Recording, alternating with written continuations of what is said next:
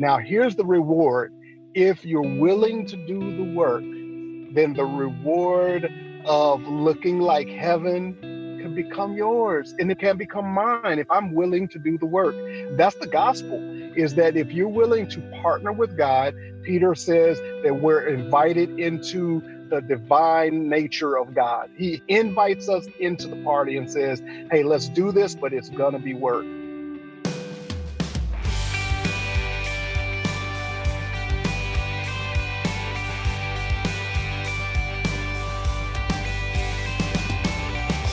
Welcome to More Than Sunday, a podcast where we take a deeper dive into the stories, themes, and questions of our faith. My name is Josh Fitzpatrick, and I'm one of the associate pastors here at First United Methodist Church, Richardson. And I'm usually joined by Eric Chakowski, who is our director of music for our modern worship service. But as you have seen with the past couple episodes, I'm going solo. We're having to be a little flexible, as everybody is these days, and do a little pivot. And I am recording these episodes and these interviews from my garage, and so we're calling them the Garage Edition. You'll notice that the sound quality might not be quite as good as it has been in previous seasons, but we didn't want to miss out on the opportunity to continue to bring you great stories. I know you're going to love today's interview, so I'm excited to get right to it. Today, we welcome to the More Than Sunday podcast an old friend of mine, Fred Lynch.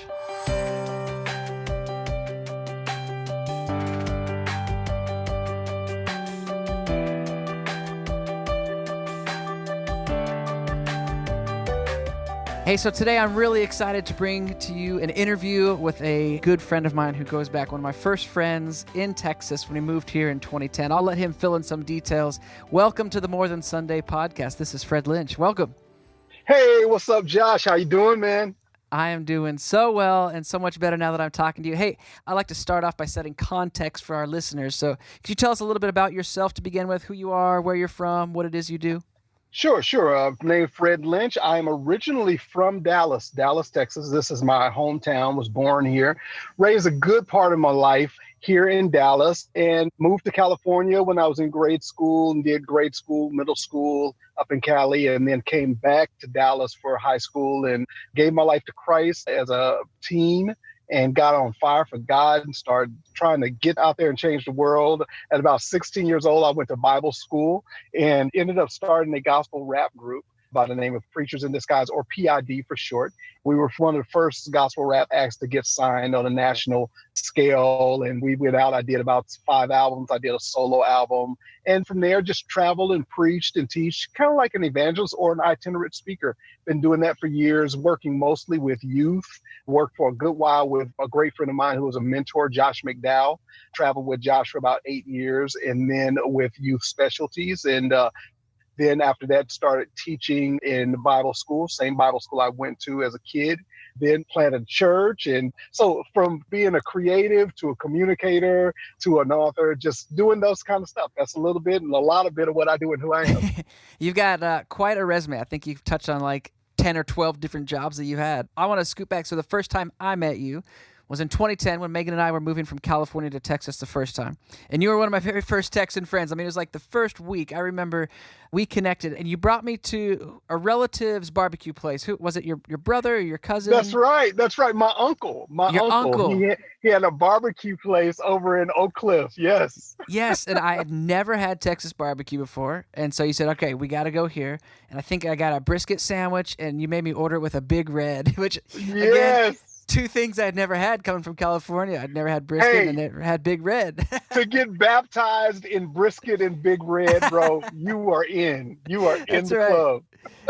Okay, so we met because you had planted a church in Oak Cliff called The Mix. And at the time, we were both pastors in a denomination called the Free Methodist Church. And the original plan was for me to join you as a co-pastor, and some of the funding stuff fell through. But I always loved your multiracial vision for that church. Can you tell us a little bit about what that vision was?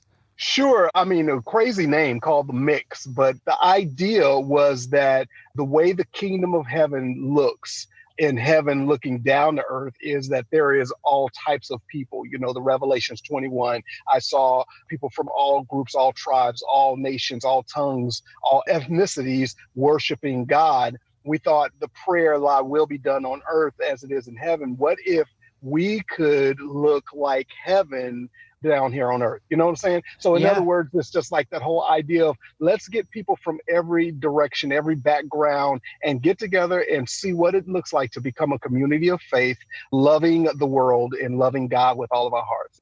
We had a good, fun run at it, man. The mix lasted for about 3 years, and it was a blast.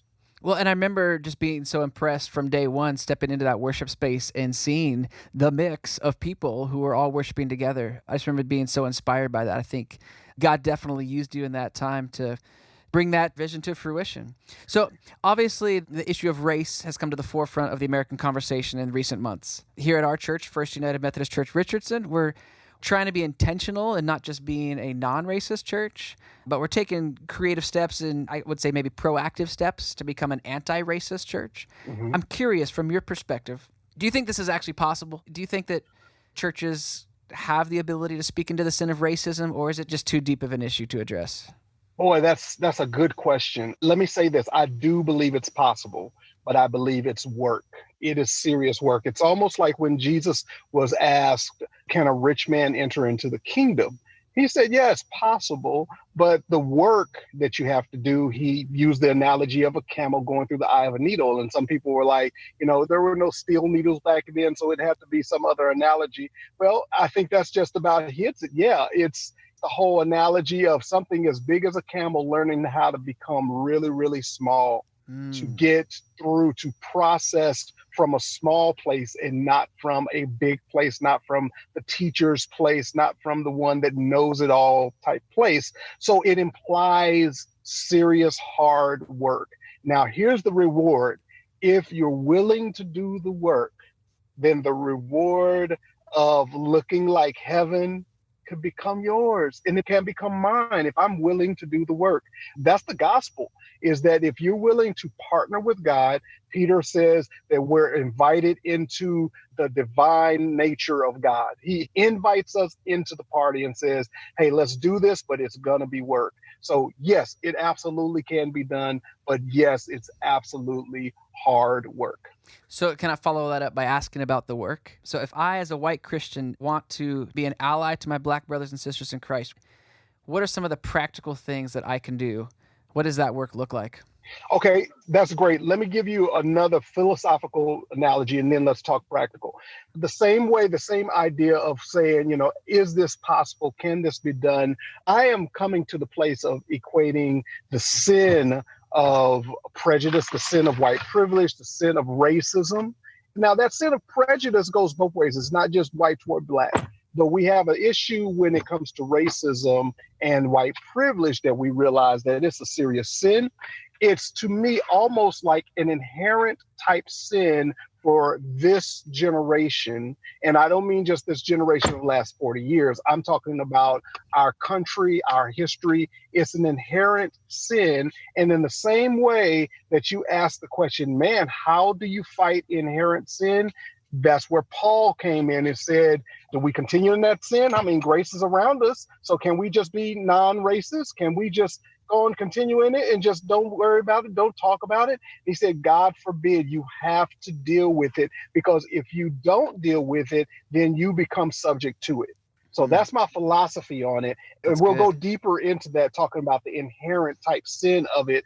But of course, when we talk about surrendering to Christ, that breaks the cycle of inherent sin.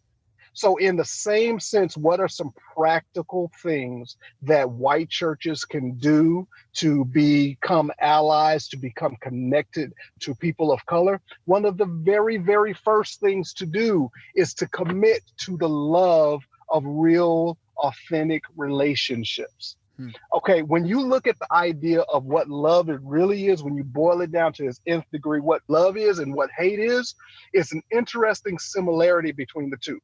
Hate is the commitment to stay separated in some kind of way. Hatred is the commitment to stay separated. You're not like me. I'm not like you. There are reasons why we should never be connected. Love, if you think about that, on the other hand, is the commitment to find ways to come back into unity and come back into oneness. I think it was Richard Rohr, who's one of my favorite authors. He said this: whatever God loves, he becomes. And if you think about that, God so loved the world that he gave his only begotten son. How? Because he came down through 42 generations and became just like us. And whatever God loves, he becomes, because love is the commitment to come into oneness and into unity and become like. So one of the practical things to do is be in real relationships.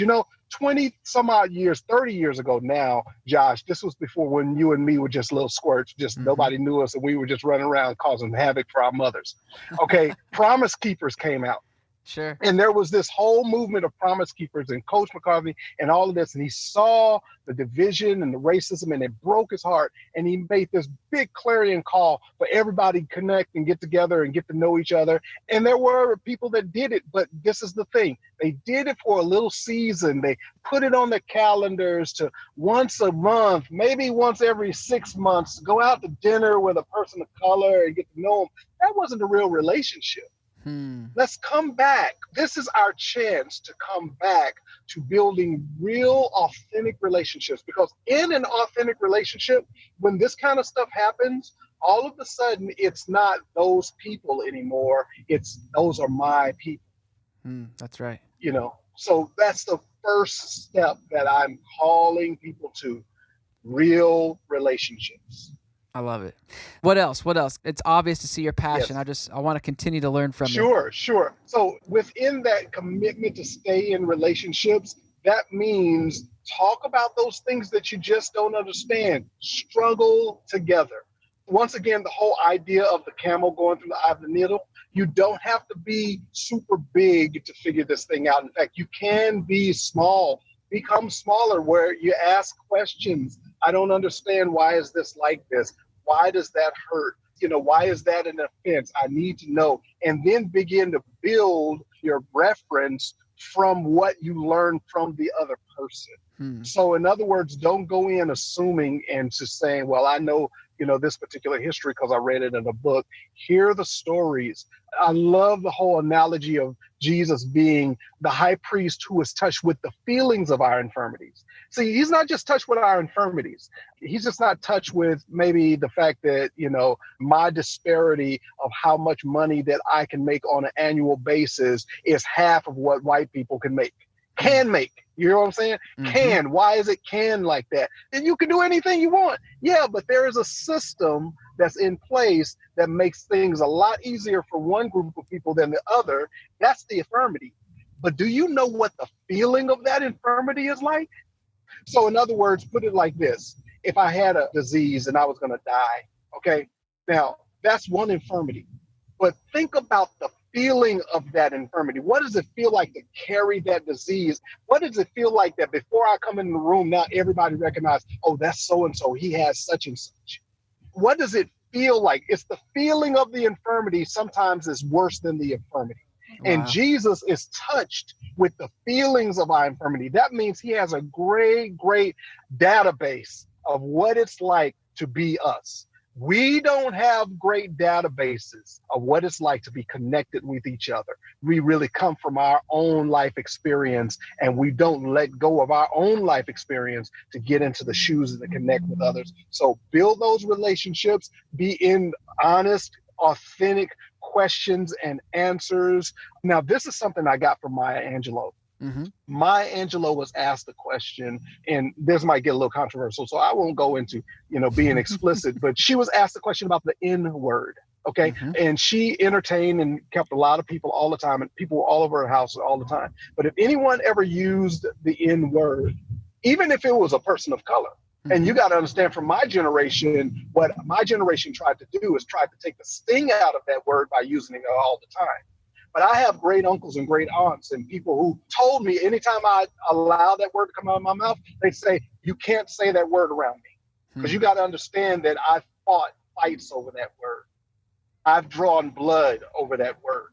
Maya was of that same generation.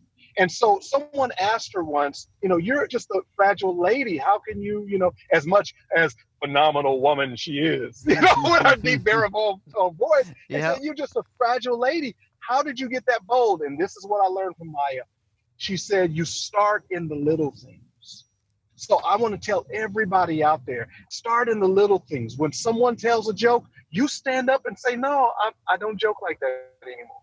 And you start in the little things, and all of a sudden it's everywhere we go. The crazy thing about racism is that it permeates. It's so many places, but it's almost like fish in water. The fish don't recognize the water that they're breathing in. They don't recognize the water that they're swimming in. You tell them they're swimming, they're like, what do you mean swimming? I'm moving. I'm not. They don't even have a reference for the idea of swimming. The only reason why we have reference for the idea of swimming is because we walk, we move. So we look at them and say, that's different than you're swimming. They may look at us and say you're walking, okay? Because it's a completely different frame they're operating from.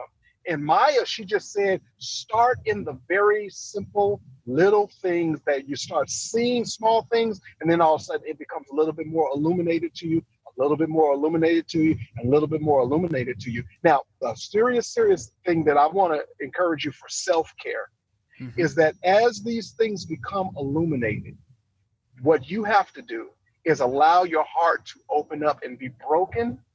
Because I think that's one of the things that what happens when it comes to the issue of racism with whites is that they immediately kick back and say, I'm not racist. I don't have racism. Because the pain of knowing how pervasive it is, it just hurts. So allow your heart to open up, allow your heart to be broken. When it's broken, it's actually enlarged. And when it enlarges, now you have a greater capacity for more data, for more information, for more empathy. And that process is a continual process. And so you got to be careful that in that process, that anger does not hijack the process. Don't let anger hijack the process. In fact, I've been playing around with these two words. I call it refined rage. Refined rage. And it reminds me, okay, I love movies. And so you guys remember the Avengers movie when the Hulk was about to like tell all the Avengers his secret? And he almost got mad and he almost lost it. And they were like, oh, did you lose it? And he said, I've been trying to tell you guys my secret all the time. You're trying to be careful not to keep me angry. And he said, my secret, and he turns. And guys, I'm telling you, with this scene that happens in the movie, my popcorn flew. I jump up. I am that man of color that talks in the movie. I'm sorry, I do. So he turned around and he said, I'm always angry. Wow. And my popcorn flew because I was like, yes, I get that. But it's a refined rage. That is so good. Where I see it, I understand it, but yet I don't allow it to hijack me anymore. Right. Because I know that when it hijacks me, it's like quicksand. It hijacks and then it just pulls me under and pulls me in. Man, my mind is blown right now. And my heart and my soul, this is like drinking from a fire hose of holy water. Oh, man. You talk about you start small and you have the courage to have the conversations and allow your heart to be broken, but it all comes back to this idea of starting with authentic relationships. I love that kind of that philosophical grounding. Yes. So it's a constant cycle. The Greeks used to have an idea of the perfect sphere can only be in the mind. And that's why Greek philosophy said everything that's in the third dimensional world, the 3D world, is corrupt and it's terrible because you can never move that refined, perfect sphere of a circle. Like, try it right now. Everybody that's listening, like with your finger, think of a perfect sphere, and then on your hand or on the table or whatever, try to draw that sphere out. I guarantee you won't draw a perfect circle that you see in your mind. I'm doing my best.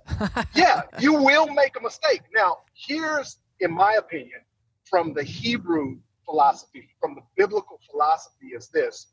We were born to do two things. We were born to dream about the perfect circle, but then we were also born to go after making a circle, and it's just so inherent that we're going to make a mistake as we go after making the circle. It's not going to be perfect. Now, if you look at that from Jesus's philosophy with the parable of the talents, he gets mad at this guy that buries his treasure because the guy never took the risk. Right. That was the worst sin. Is you had a chance, you should have at least tried. And we don't try because we get embarrassed. We don't try because we get shown up. We get called out for the fakes that we all are. Mm-hmm.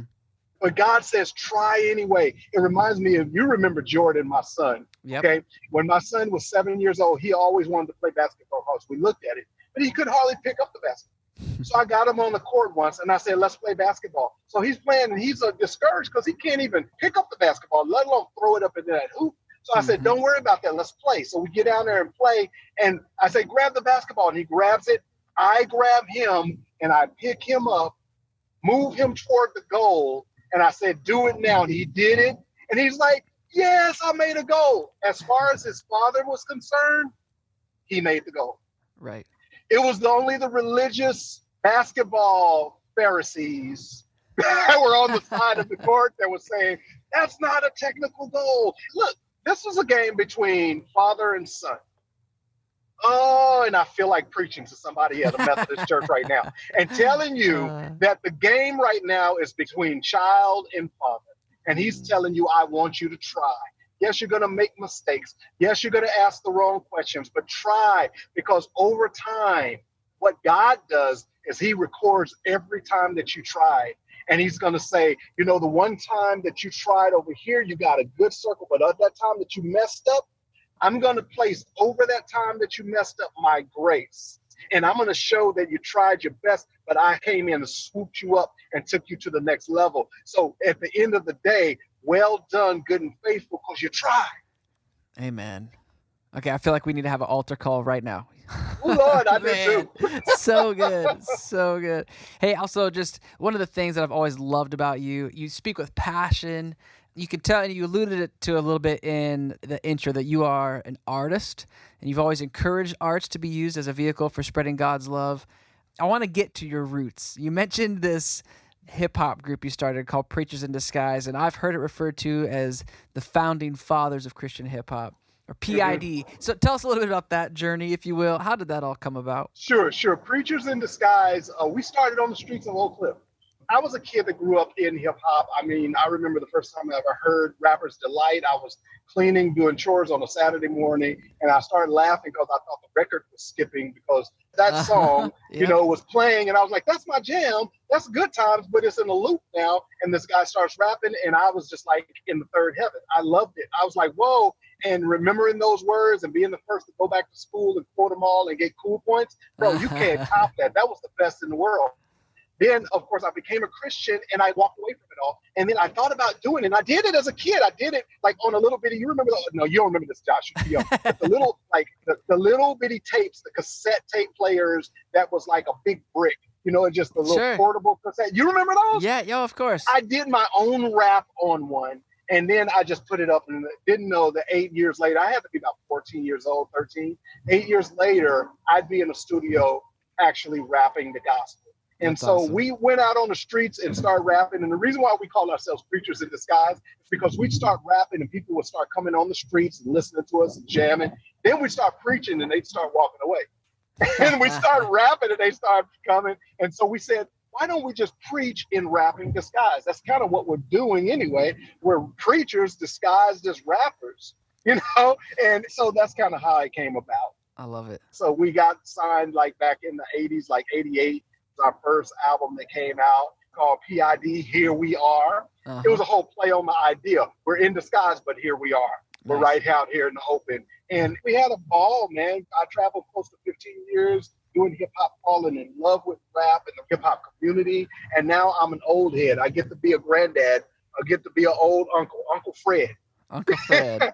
And Lecrae and Tadashi and just all of those cats, man, are my babies. I love them all. I believe in them and just love all of those guys, man. They're beautiful people.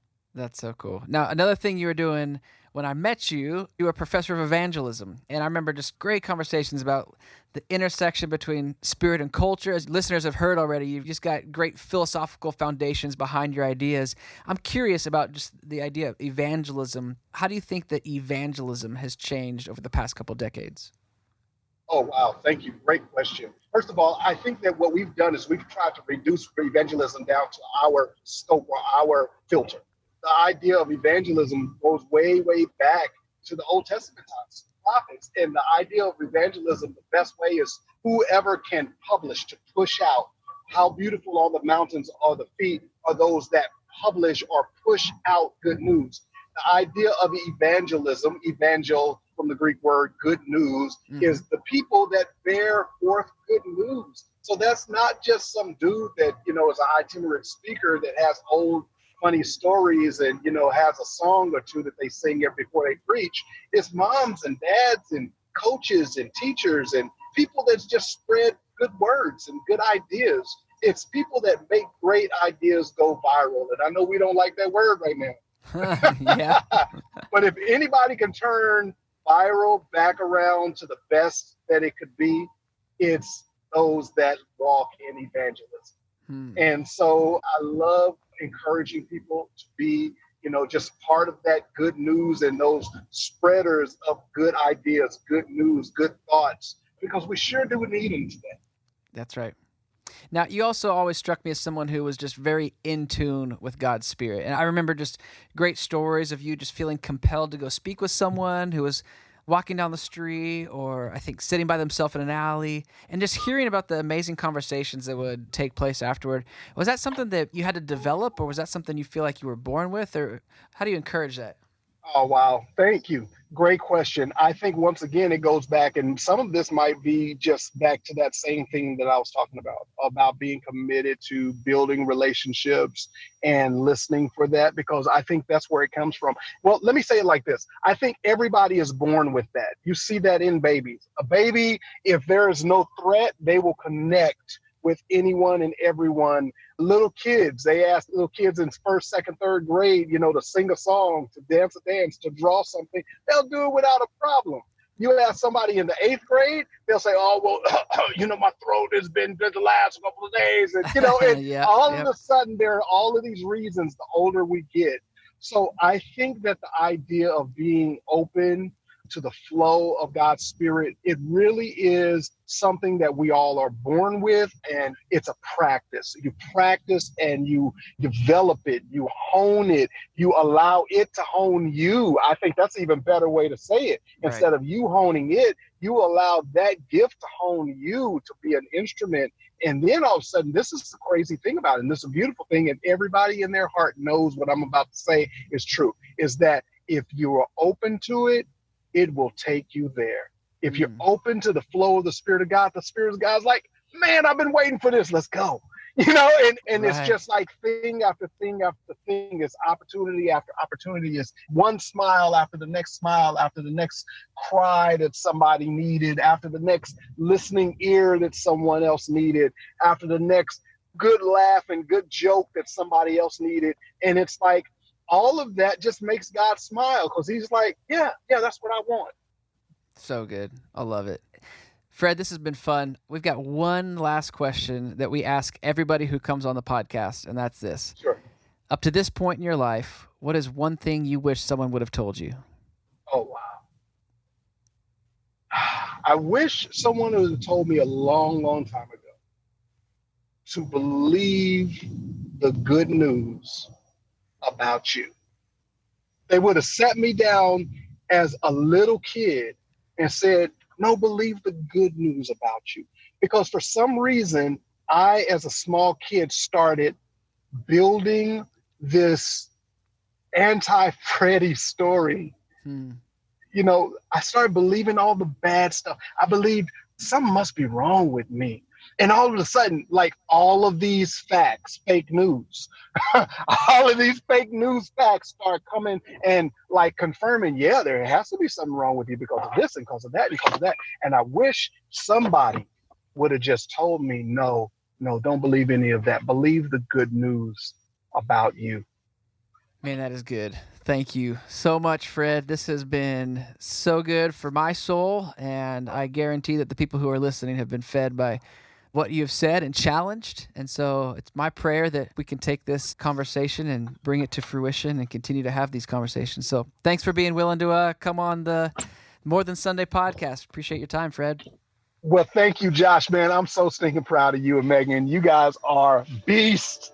Your church is so blessed, man, and so lucky to have you guys. Thank you for all that you do. And thank you for being a part of the family, man. Thanks, Fred. We'll talk to you soon. All right. Holla at you.